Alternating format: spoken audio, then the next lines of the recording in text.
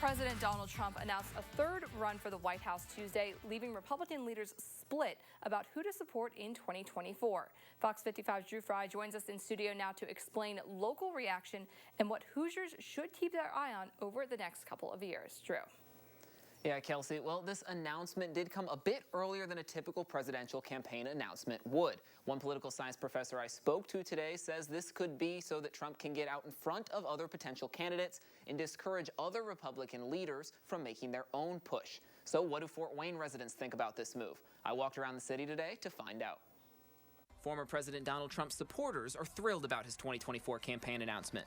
But for some, his one term was more than enough. Trump probably got, a lot of good stuff, in mind for us. But as of right now, no.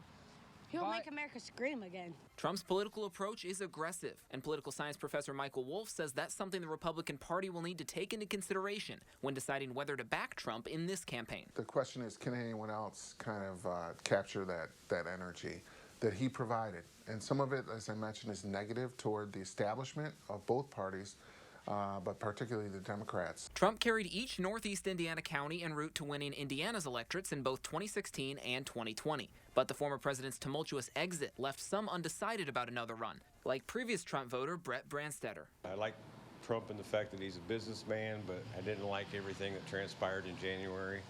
I felt he was to blame for that, mostly. But he said he would make America great again, but he didn't. He made it almost fall.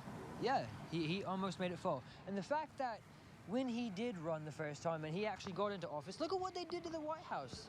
I mean, they rushed it. Now, eyes will be on state leadership over the next couple years to see where the Republican Party stands with the man who last led them to the White House. Watching the hat tips from Jim Banks and from Senator Young kind of might tell how other up-and-coming Republicans are feeling about the future. I like the way Banks and Young both conduct themselves.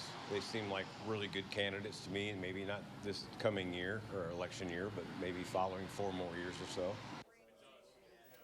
Wolff says politicians like Banks and Young are rising stars in the Republican Party, so what they say will hold a lot of weight this time around. He's also interested to see what the future holds for former Vice President and Indiana Governor Mike Pence, who recently separated himself a bit from some of Donald Trump's actions. Reporting live in the studio, I'm Drew Fry, Fox 55 News.